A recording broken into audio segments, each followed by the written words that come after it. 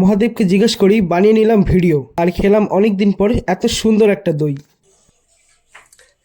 Good morning বন্ধুরা, কেমন আছে সবাই? আশা করি ভালোই আছো। আর আজ শিবরাত্রি, তাই সবাইকে জানাই শুভ মহাশিবরাত্রির অনেক অনেক শুভেচ্ছা। তো প্রতি বছরের মতন এবছরও যাবো জটিলেশ্বর। প্রতি বছর আমি শিবরাত্রিতে জটিলেশ্বর বাবার মাথায় জল ঢালি, এবছরও যাবো। তো চলো ঘুরে আসি। তো সকাল সকাল উঠে স্নান করে ফ্রেশ হয়ে এবার রেডি হয়ে নিচ্ছি। তো পরেছিলাম এই পায়জামা আর উপরে পরেছিলাম এই পাঞ্জাবি, যেটা সাদার মধ্যে কমলা কালারের প্রিন্ট ছিল। তারপর গলার মধ্যে পরেছিলাম এই মোটা রুদ্রাক্ষের মালাটা। তো পরে দেখলাম ওটা তো আমাকে ভালো লাগছে না, তারপর পরলাম এই সরু মালাটা। তো এবার আমি রেডি।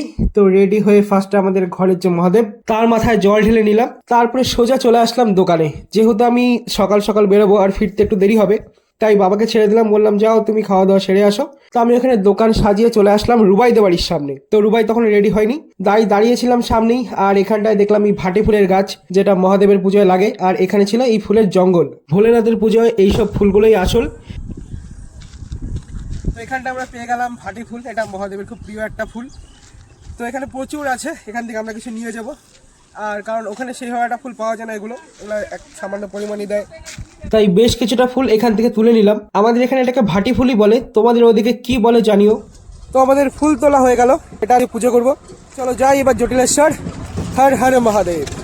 কিছুটা গিয়ে তারপর আমাদের আবারও দাঁড়াতে হলো, কারণ তখন ধ্রুব আর রাহুল আসেনি। তারপর সবাই একসাথে আসলে এবার আমরা বেরিয়ে পড়বো। তো এখান থেকে জটিলেশ্বর খুব বেশি একটা সময় লাগে না, আমরা পানবাড়ি হয়ে যাব। তো চলে আসলাম এবার মন্দিরের একদম সামনে, আর এটা হচ্ছে মন্দিরের গেট। তো এসে প্রথম যেটা কাজ, আমরা এখান থেকে কিনে নিলাম মাটির ঘট।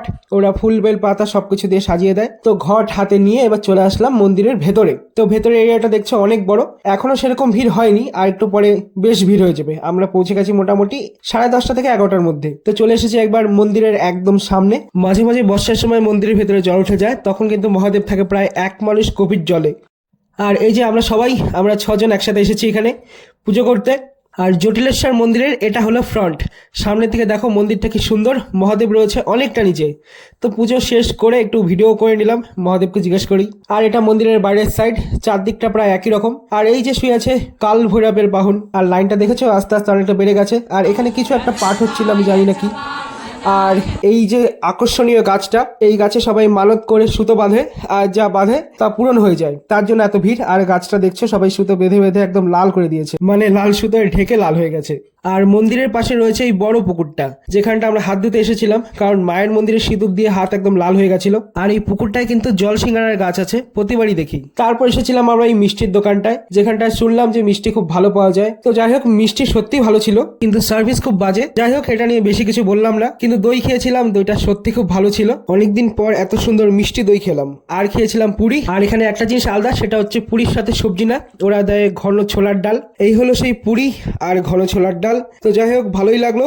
আর তোমাদের ভিডিওটা কেমন লাগলো অবশ্যই জানিও। দেখার জন্য ধন্যবাদ।